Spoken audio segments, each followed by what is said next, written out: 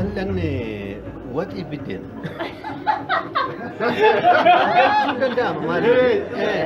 Ijoollee meettaa gamaa maal ijoollee waan fuuteen galchine jedhee itti fufama. Ijoollee meettaa gamaa maal ijoollee waan fuuteen galchine maal ijoollee waan fuuteen galchine.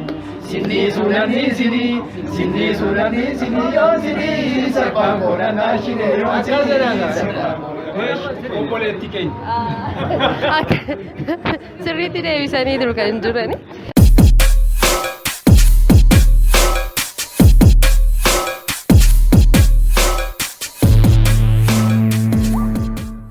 Kabajamtoota hordoftoota keenya gaaffii qaxxaamuraaf deebiin qaxxaamuraa keenya akkuma itti fufetti jira. Egaa keessummoota qabadhee gara keessanitti akkuma isin argitan kana dhiyaadheeti kan inni jiru.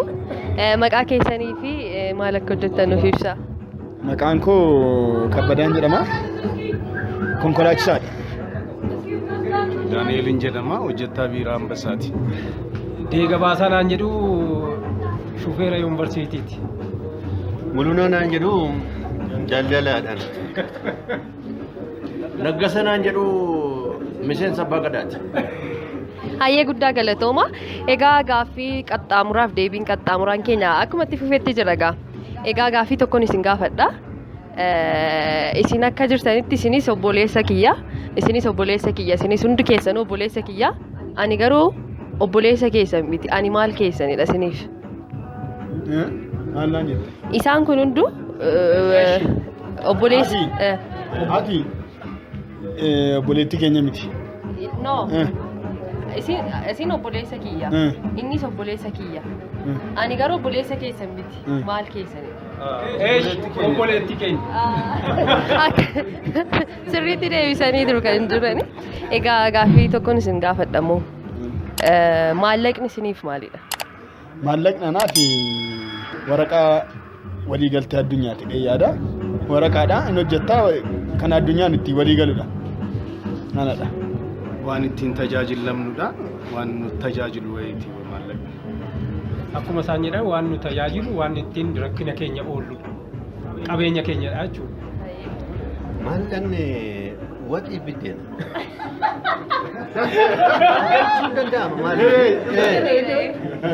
Nyaatama.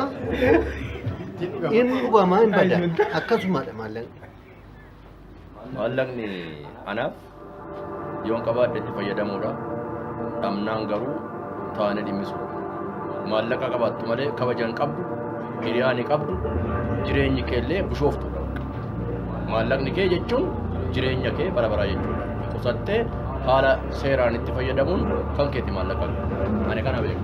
Hayyee galatooma gaaffii keessan haala sirriidhaan deebisaniiti kan isin jirtanii. Amma immoo gaaffii kan biraan isin gaafadha. Qubni kun abbudduu yoo ta'e qubni ishiin kunoo maal jedhamti? Mukkee. Ishiin qubeella quba maal jedhamti ishiin? Quba hattuu jedhamti. Agarsiiftuudha. Hayyee guddaa galatooma amma immoo agarsiistuu qofa osoo hin taane seera tumtuudhas. Qubni kun sirnum gadaa keessatti illee gahee guddaa qabdi. Qubni kun gumaallee gumaa guddaa qabdi qubni kun. Kanaaf Qubni guddaa ishii malee hojii hin hojjetu. hin hojjete. hayyee gaaffii. Yeroo isaan beektaa kan ittiin meeshaalee qabatan. Namni kana qabne wanta garanee Ittiin danda'u. harkisee Agarsiiftuu hundumaa. Filattuudha. Gaaffiitti hin gaafatta. Qubni kun sammuu tokkoo fi qubni tokko walqixxeedha sammuu. Hayyee guddaa galatooma. Isin immoo akkuma jalqabatti naaf ibsitanitti ani abbaa gadaadha jettaniitti kan isin naaf ibsitanii. Gumeen maalidha yookaan micciirraan maal ibsiti? Micciirraan nyaata aadaa Oromooti. Gaafa jennu micciirraa fakkeenyaaf micciirraa kan akka biyya irratti godhate. Micciirraan waan keewwatanii. Gaaffii nama baay'ee waan ta'eef. Micciirraan jechuun micciirraa isa jedhu akkaataa isaa ifanaa godhame micciirraa. Micciirraa gumeen kun amma yeroo baay'ee Oromootitu keewwata. Ittiin bareedina waan bareedina wayii keewwatu jechuudha. Isinoo Micciirraan kun gaa innati kaawwatte qeenxeedha. Micciirraan lama jira. Booranaaf Baarentu ibsa. Micciirraan kun egaa akka aadaa Shawaatti yookaan akka naannoo keenyaatti illee hin beekamu. Garuu aadaa isaan beekna. Kun gara Booranaattiidha. gara Booranaatti kuni yayyaba shanan Oromoo kan jedhamus jira waan lamaan deema lamannaa ta'u si komaandoo tokko ittuun baanaa lama raayyaa zaboo sadii sabboo ganaa afurii maccaaftu lama shanii egaa shananuu gaa yayyabni Oromoo shanan lamaani kan socho'an ta'e suni lama otoo lama kaawwatteen jedhanis kun immoo tokkummaa Oromoo ibsanatti fakkaata kun immoo tokkummaa Oromoo ibsa tokkodha kanadha. Haala dansaadhaan deebisaniiti kan jiru yaada kan biraa kanarratti namni ibsuu barbaadu jira waa'ee micciirraa kanatti yaada dabalataa. Yaada dabalataa kana inni ibsani micciirraan kun maalnis itti fakkaate miidhagina shamarrootaa yookiin dubartootaa haadholii isaa ta'anii kan ibsutti miidhagina dabalataa. Galatooma. Amma immoo gaaffii biraan isin gaafadha kun immoo gaaffii sirbaati. Ijoollee meettaa gamaa maal ijoollee waan fuuteen galchine jedhee itti fufaamus.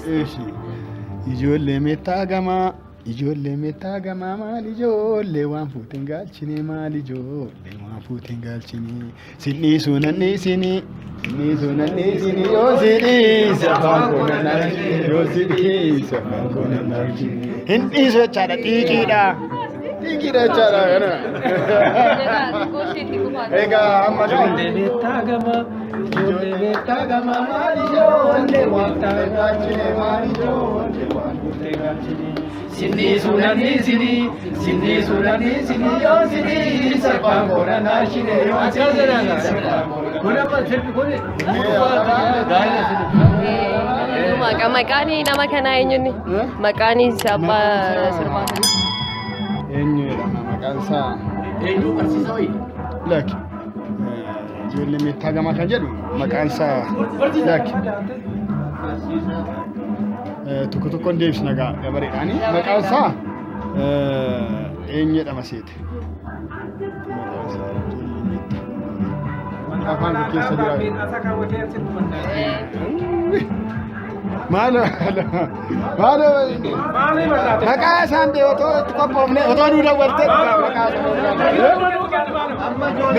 hinti kan jedhamu wayii jira qubeessaa jalqaba maadhaan ka'a maqaa musliimaati maqaa musliimaa miti miti